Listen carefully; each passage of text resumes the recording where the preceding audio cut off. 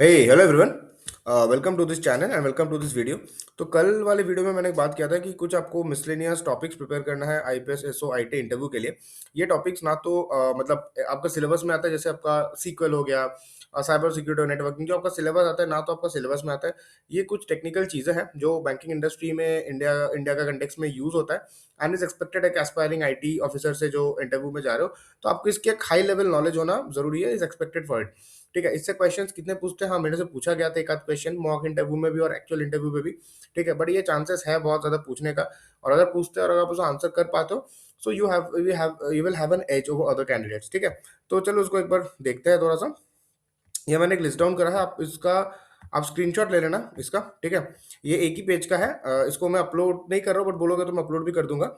इसका आप लोग एक स्क्रीनशॉट ले लो and then we can do it. ठीक है, so let's go about it.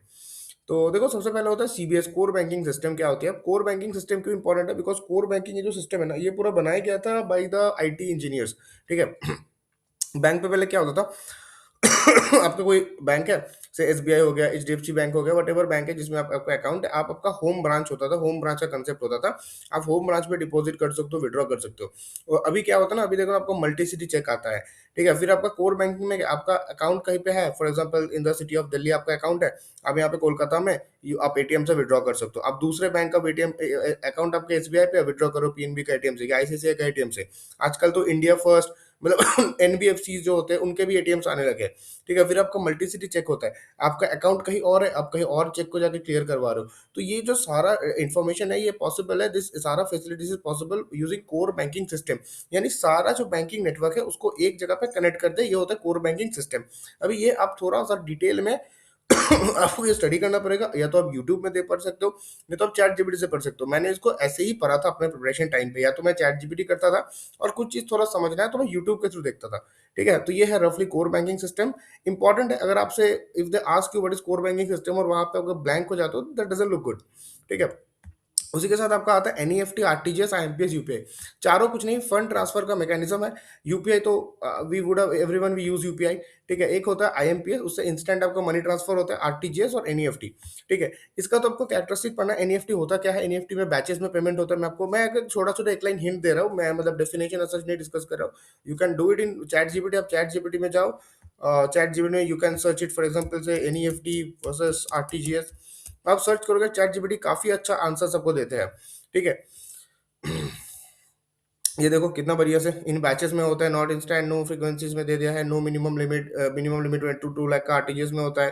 ठीक है, बट हाँ, इस पर अगर आपको डिटेल में समझना है, कोई ऐसा टॉपिक है जब कुछ नहीं आ रहा है, उस केस में थोड़ा सा और आप गूगल में सर्च वर्च करो, नहीं तो आप थोड़ा यूट्यूब में देख लो। नहीं है तो मैं आप कमेंट में नीचे मेंशन करो, मैंने अपने सोर्सेस में जो जो पढ़ा है I will give you an answer in the comment, या तो मैं एक वीडियो बना दूंगा अगर टॉपिक थोड़ा ज्यादा कॉम्प्लिकेटेड हुआ तो। फाइन। उसके बाद आपका होता है digital banking challenge. Internet banking क्या है, मोबाइल बैंकिंग क्या है, दोनों अलग चीज होते हैं। मोबाइल बैंकिंग होता है बेसिकली फोन बैंकिंग जो होता है, जो मोबाइल फोन में स्मार्टफोन नहीं है, जो फीचर फोन है वहां पे एनेबल्ड कुछ बैंकिंग होते हैं।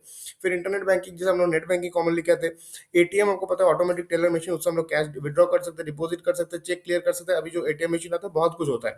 ठीक है, then there is a point POS machine, point of sale, वो शॉप वॉप में मॉल में होता है ना कि ऐसा कार्ड को स्क्रैच करते हो और फिर पैसा कट जाता है, बेसिकली पॉस मशीन कहते हैं, पॉइंट ऑफ सेल होता है। ठीक है, वो क्या है, किस टेक्नोलॉजी पे काम करता है। So these things, these basic knowledge in चीजों का होना is expected from an aspiring IT engineer in the bank.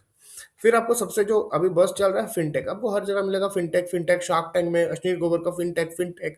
सो बहुत अभी चल रहा है फिनटेक। फिनटेक है क्या? फिनटेक दो चीज से बना है, एक है फाइनेंस, दूसरी है टेक्नोलॉजी। यानी टेक्नोलॉजी को यूज करके जो फाइनेंशियल प्रोडक्ट और सर्विसेज को बेचना, this concept is basically fintech. अभी फिनटेक के साथ जो बैंकिंग से रिलेटेड है वो होता है, यहाँ पे मैंने लिखा है नियो बैंक। ठीक है, अभी नियो बैंक इंपॉर्टेंट है। अभी नियो बैंक क्या है थोड़ा देखते हो। ये है नियो बैंक। नियो बैंक क्या होता है? बैंक क्या होता है? अगर मैं आपको बोलूँ बैंक, आपको क्या दिमाग में आता है? कोई आपको बैंक का ब्रांच आता है, एक ऑफिस आता है, हेडक्वार्टर, जोनल ऑफिस। अगर आप लोग एस्पिरेंट हो, आप लोग थोड़ा ज्यादा बेटर जानते हो बैंक को।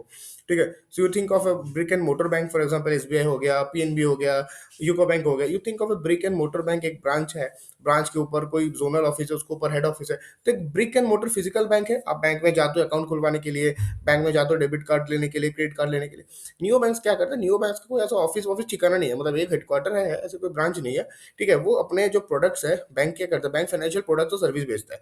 वो अपने जो प्रोडक्ट और सर्विस है, वो दूसरे जो परमानेंट बैंक है ना, एसबीआई हो गया, प्राइवेट बैंक्स हो गए, उनके साथ टाई अप करके फाइनेंशियल प्रोडक्ट और सर्विस बेचते हैं वाया ऑनलाइन चैनल, नहीं तो वो दूसरे जो एस्टैब्लिश बैंक है उनके चैनल को यूज करते हैं। आप फोन पे में जाना, फोन पे में वहाँ आपको इंश्योरेंस मिलता है, गोल्ड लोन मिलता है। अब वो क्या फ़ोन पे दे रहा है? फ़ोन पे दे भी रहा है तो वो किसी के साथ कोलैबोरेशन करके फ़ोन पे देता है, ठीक है? तो those companies are basically a kind of neo banks, if not their neo bank, अगर वो इंश्योरेंस है तो वो एक नियो का इंश्योरेंस कंपनी है या बेसिकली फिनटेक कंपनीज़ है। तो फिनटेक स्पेस में बहुत कुछ अभी चल रहा है, ठीक है? मतलब डेली 1 महीना मतलब 1 डेढ़ महीने में कुछ ना कुछ चल रहा है, बट ठीक है, उतना आपको जानने का ज़रूरत है। आप बेसिक फिनटेक क्या है? फिनटेक का कुछ मेन जो चीज़ फिनटेक डेवलपमेंट्स हो रहा है लास्ट 1 डेढ़ साल में, आप उतना जान लो, और नियो बैंक क्या है ये जान लो बस। फिर it's a very important cyber attack. Bank में तो साइबर सिक्योरिटी बहुत इंपॉर्टेंट है कि अगर बैंक में अगर साइबर फ्रॉड होता है तो करोड़ों करोड़ लोगों का नुकसान हो जाएगा। अकाउंट पे करोड़ लाखों करोड़ कितने पता नहीं नुकसान है, मतलब लिटरली कंट्री का इकोनॉमी डूब जाएगा। अब सोचो ना, एसबीआई इतना बड़ा बैंक है, अब उसमें अगर साइबर फ्रॉड करके जो मैलिशियस इंटेंशन के साथ अगर कोई वहां से पैसा विड्रॉ कर लेता है तो कंट्री का नुकसान है, राइट? तो आपको साइबर अटैक्स को पता होना चाहिए, क्या होता है फिशिंग, क्या है मेलवेयर, क्या है रैंसमवेयर, डीडीएस। ये चार मेरे को सबसे इंपॉर्टेंट दिमाग में है, मैंने चार लिखा। इसके अलावा भी थोड़ा बहुत होता है, जैसे एडवेयर एक हो गया, ठीक है? फिर अलग-अलग जो जिस तरह के वायरसेस होते हैं वो थोड़ा-सा बस देख लेना, ठीक है? पूछ सकते हैं डीडोएस क्या होता है, डिस्ट्रीब्यूटेड डिनायल ऑफ सर्विस है, और रैनसमवेयर में फ़र्क क्या होता है, रैनसम कब मांगते हैं, एक्सेट्रा दिस थिंग। और साइबर अटैक्स को बचने के लिए हम लोग क्या करते हैं, two factor authentication. This is a very new thing in the market. New thing तो नहीं बोलूँगा, मार्केट में ये चल रहा है, but as far as the Indian banking scenario is concerned अभी भी उसके एडॉप्शन उतना नहीं है, ठीक है? तो टू फैक्टर ऑथेंटिकेशन कैसे काम करता है, ये थोड़ा आप जान लेना। अगर आपसे पूछता है इंटरव्यू सब चीज़, and if you are able to answer, specially जो लोग वर्किंग है, क्योंकि वर्किंग में अगर आप काम करो अपना ऑफिस का नेटवर्क या क्लाइंट नेटवर्क को एक्सेस करने के लिए, आई बेट आप लोग टू फैक्टर ऑथेंटिकेशन यूज करते होंगे, और वहां पे अगर आप नहीं बोल पाते हो तो it doesn't sound good. Two factor authentication is very important thing. ये थोड़ा आप पढ़ लिया, ये कहाँ से पढ़ना है, ये सब आपको चैट जीपीटी से पढ़ना है। इन केस नहीं हो रहा है तो भाई कमेंट में लिखो, नहीं मिल रहा है, नहीं हो रहा है, I will try to make a video या I will try to provide notes, whatever possible I will do it, but please for that mention in the comments. और अगर हो रहा है ये चीज कि नहीं हो जाएगा, यूट्यूब में देख लूंगा, चैट जीपीटी पढ़ लूंगा, just give a thumbs up in the comment, ठीक है? ये मेरे को एक फीडबैक मिलेगा फिर इस चीज का। फिर आपका फायरवॉल्स एंटीवायरस, ठीक है? फायरवॉल क्या होता है, फायरवॉल कब यूज करते हैं, क्या क्या प्रोटेक्शन करता है, रोल क्या है फायरवॉल का, कैसे फायरवॉल प्रोटेक्ट करते हैं, थोड़ा इसका आपको टेक्निकल नॉलेज होना जरूरी है। और फिर एंटीवायरसेस क्या है एंड ऑल दिस थिंग, ठीक है? फिर आपका डेटा इंक्रिप्शन का टेक्निक क्या होता है, साइफर टेक्स्ट वगैरह ये सब आपका कवर हो रहा है, ठीक है?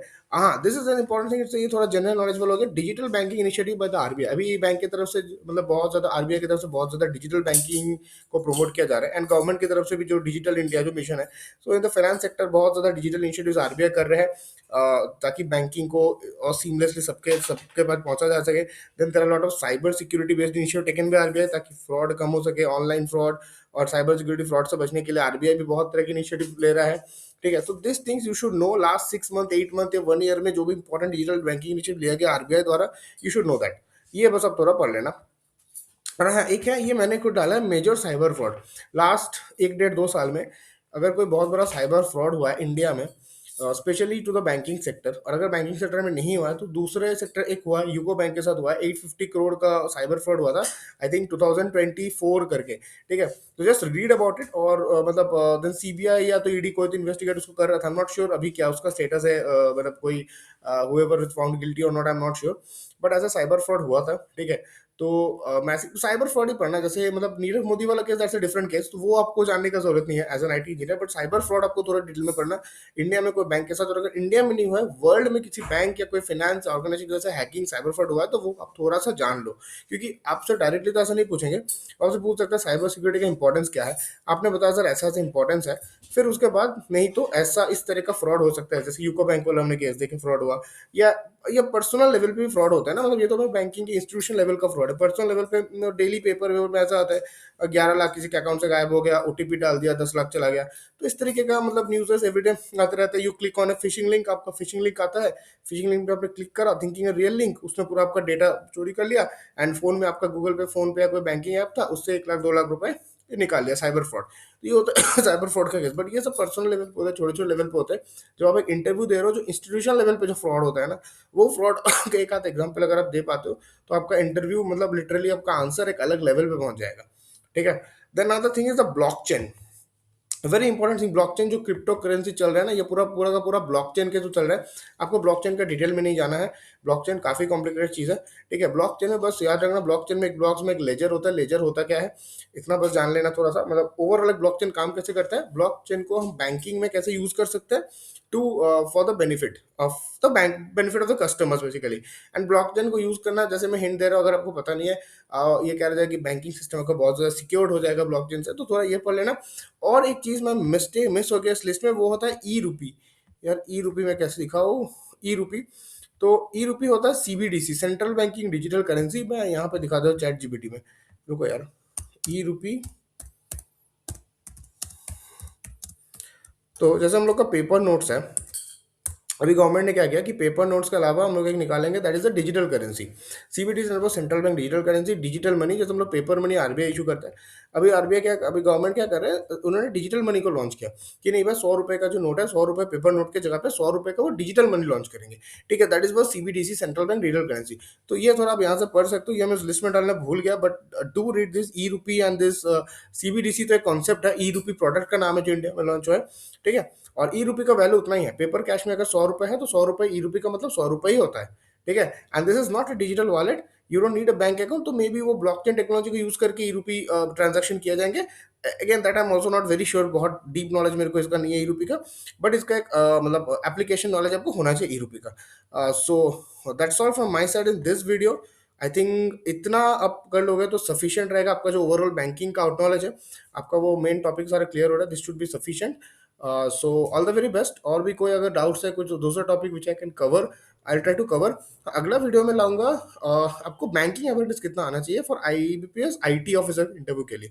ठीक है, जो पीओस के इंटरव्यू दे रहे हैं उनसे थोड़ा ज़्यादा डेप्थ में एक्सपेक्ट किया जा रहा है क्वेश्चन, वो थोड़ा सा डेप्थ में आप उनको पढ़ना पड़ता है।